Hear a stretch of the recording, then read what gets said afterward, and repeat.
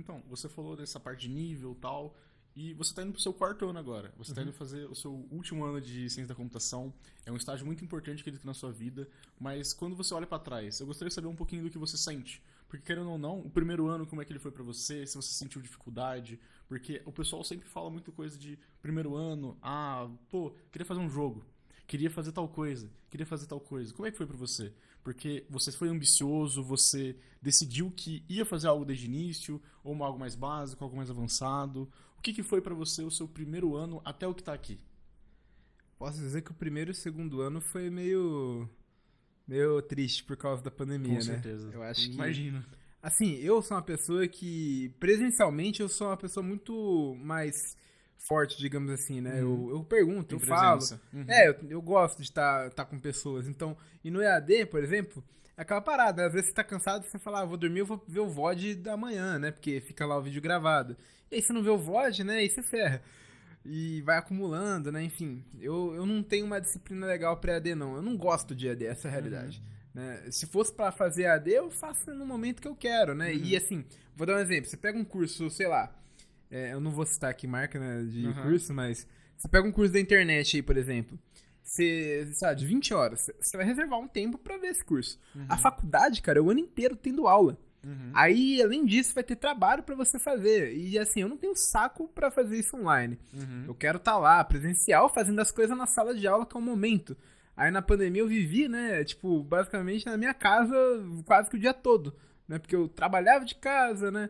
Eu fazia as aulas em casa, né? Fazia trabalho em casa, então tudo em casa. Então meio que é um ambiente que enche o saco, né? Uhum. Mas deu certo. Então, apesar da pandemia ter esses primeiros anos assim que eu acho que eu perdi muitas oportunidades, também foi um ano que abriu muitas oportunidades pra mim, porque foi quando abriu a minha mente, porque a faculdade eu acho que ela é isso. O primeiro ano, ele foi muito importante pra abrir a minha forma de ver as coisas, sabe? Eu comecei a ver um mercado que tinha, eu comecei a ver coisas também possíveis para minha vida pessoal, né? Tanto em termos de carreira como em termos mesmo de pessoais, sabe, humanos mesmo. Uhum. E eu tinha uma ambição muito grande, ainda na verdade tenho, né? Que eu gosto por exemplo, muito de cibernética, né? De Uhum. assuntos relacionados à computação, robótica, sistema nervoso, esse tipo de coisa. Eu acho muito bacana, mas aí é um termo de conhecimento que eu ainda não possuo, né? E que é Uhum. difícil mesmo de ver. Mas quem sabe no futuro dá pra fazer uma pesquisa aqui, né? Mas eu também tava pensando muito nessa questão do jogo. Aí no primeiro ano, eu comecei a estudar na metade e eu dei uma largada porque aqui não temos muito mercado para isso. Sim. Né? Se você for fazer um jogo, você tem que criar uma empresa, né? Porque aqui na região não tem. Sim. No Brasil tem, mas não na região. E as que tem não são tão grandes assim. Uhum. Né? São empresas médias, né? Se você for ver, média pra ok. Não é tipo empresas, por exemplo, gigantes, né? Uhum. Agora, eu peguei então esse tempo, né, que eu ia estudar para jogo, falei, mano, vamos estudar pro que tem mercado. O que tem mercado hoje? Desenvolvimento, principalmente web, Uhum. né, de sistemas web. E aí eu comecei a estudar isso daí no CPI já, e fui desenvolvi aplicações, e no segundo ano o que mais me animava era o estágio, né, porque eu não queria fazer a faculdade, eu queria trancar, na verdade. Mas aí eu consegui me virar, acabei pegando 2 DPs inclusive, né, mas os professores também deram uma ajuda para mim. Minha maior dificuldade nunca foi com as matérias mesmo, foi mais o EAD, né, Uhum. que me dá as animadas. Depois, no terceiro ano, cara, eu senti uma diferença enorme, porque eu tava presencial, né? Obviamente, a faculdade continua sendo difícil, porque ela é puxada, né? O ritmo da Uhum. faculdade, né? Tem trabalho o tempo todo, né? Tem que estudar pras provas, né? Mas o terceiro ano, pelo menos em computação, né? Ele é bem divisor de água, né? Porque você vai ver Uhum. algumas matérias bem interessantes, como teoria da computação, né? Teoria dos grafos também é uma matéria auxiliar, né? Que te dá conceitos, que também é muito interessante. Tem também a de rede, sistemas Uhum. operacionais, né? São matérias assim que vão dar bases muito fortes para você, né? Desde arquitetura também, tem muitas matérias legais. E agora, já vendo hoje, no quarto ano, vendo eu em 2020, eu consigo ver uma pessoa muito diferente, cara. Porque também, obviamente, hoje também eu já tô trabalhando, né? Um tempo, se eu for ver, desde a metade de 2020 eu tô no mercado, né? Se eu considerar o estágio também. Que pra mim inclusive, uma grande fase da minha vida foi o estágio, né? Uhum. Então, apesar de ser recente a história, eu acho que eu tô muito diferente, muito mais maduro e uma pessoa com uma cabeça bem diferente da quem entrou na faculdade. E eu acho isso algo ótimo, porque significa que em pouco tempo eu evolui muito, né? Pelo menos é a forma que eu vejo. Entendi.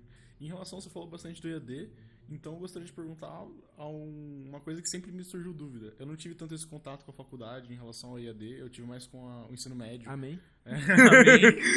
Você vai passar por essa dificuldade. Nossa, pior que ensino médio também deve ter sido complicado, hein? Um pouquinho só. O Enem acaba não ficando tão bom assim, né? Mas, em relação a isso, você que veio nesse meio, passou pela faculdade no processo EAD, hoje em dia a gente vê muitas empresas acatando o EAD. A gente vê muitas empresas, ou até mesmo pessoas, home office, né? Acaba fazendo tanto estudo quanto o próprio home office em si do trabalho. Tem vários lugares que estão ensinando, tem vários lugares que estão fazendo trabalho assim como aqui na própria região onde eu assisto, tem algumas empresas abrindo o home office. Assim como também o ensino EAD por curso, como inglês, como própria computação em si, fazendo o home office. Então eu gostaria de saber de você. Você acha que é um padrão geral esse desdenho ao EAD, ao home office, ou você acha que isso ajuda realmente o programador? O que você pensa sobre isso no geral e pra você? Essa pergunta é boa. Essa pergunta é boa, né? Vamos lá. Bom, eu acho que... Vamos falar de EAD primeiro, educação à distância. Com certeza. Eu acho que educação à distância, ela é... A primeira coisa é que ela é um pouco complexa. Ela não é só, por exemplo... Porque pra você aprender sobre um assunto, é um processo, querendo ou não.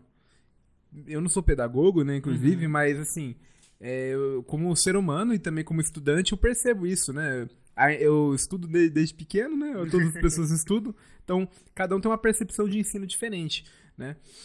Então, algumas pessoas às vezes podem se encaixar bem à distância, porque elas têm uma disciplina de estudo, conseguem se regrar com horário, conseguem entender às vezes uma explicação em vídeo, né? E vai atrás para fazer exercício para tentar fixar. Para mim, um dos maiores ensinos o maior jeito de aprender é ensinar. Você vai atrás do assunto, você busca, você não quer passar vergonha, né? Sim. Mas a distância tem algumas coisas que realmente é complexa, como por exemplo, você não tá do lado, por exemplo, do professor, você não tá próximo, você não pode sair soltando uma pergunta aleatória. Mas isso, por exemplo, para pessoas extrovertidas, como eu. Às vezes, para quem é mais introvertido, que tem medo, timidez de fazer pergunta, tem gente que acha que vai se sentir menor por ter dúvida, né, às vezes. Tem gente que tem medo de ser zoado porque tem uma dúvida. Mas é aquele negócio, né? Não é todo mundo que tem aquela cara lavada, né, de perguntar as coisas, né? Tipo, mas os outros vão achar, sei lá, que eu não entendi e vão achar que eu sou burro, porque todo mundo entendeu menos eu. Eu, por exemplo, não tenho problema com isso. Eu não me interessa o que os outros vão achar de mim. Eu vou lá, vou perguntar e vou tirar minha dúvida. Mas tem gente que não é assim e faz parte da pessoa, né, querendo ou não. E aí o EAD talvez ele ajude. Porque às vezes a pessoa vai diretamente no professor, pergunta pra ele, né? Às vezes, sei lá, se manda no privado, né? Então, assim, são modelos diferentes, né? E fora que também existem modelos que são aulas ao vivo, à distância, e existem modelos que são aulas gravadas, né? Então, eu acho que o EAD ele exige muito mais do aluno, né? Do aluno.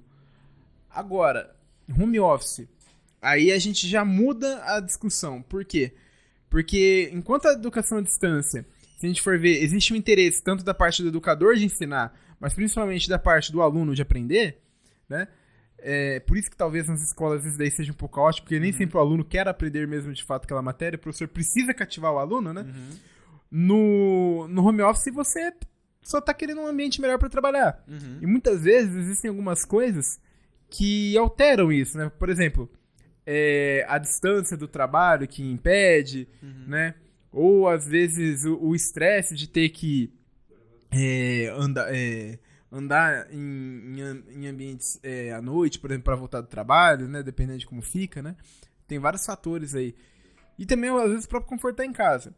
Uma das coisas que eu acho negativo do home office é que o correto para mim seria ter um espaço só para você trabalhar. Se não, por exemplo, eu trabalhava no meu quarto, né? Hoje eu tô aqui no cowork. Escritório, né? Isso, hoje eu tô no cowork, pra mim é melhor. Mas trabalhar no meu quarto, pra mim, faz com que o meu quarto ele fica um ambiente só de estressante. Pesado, né? Pesado, porque eu tô trabalhando lá o tempo todo. Aí quando que eu acabei o trabalho? Quando eu fechei o notebook? Não. Não. Eu tô ainda lá. Eu não vou, por exemplo, pegar minha moto, voltar pra casa, né? E aí no caminho eu vou tirando esses pensamentos, chegando em casa, ó, cheguei em casa, descanso. Não. Descanso, não. Continuo lá pensando nas coisas, vou dormir pensando nas coisas, né? Eu não troquei meu ambiente. A cabeça fica ligada, né? Porque, querendo ou não, a gente relaciona as coisas com o ambiente, né? Pelo menos eu sou assim. Então, eu acho que o home office, ele deixa a gente muito mais ligado ao serviço. Talvez, se, por exemplo, se eu tivesse que pegar 2 horas de ida e volta, perdendo 4 horas no caminho, obviamente eu preferia o home office, mas não é o meu caso, né? Eu acho que principalmente para quem tá à distância é bom. Mas nem todo serviço pode ser home office, esse é o ponto, né? Por exemplo, não tem como uma pessoa da construção civil, né?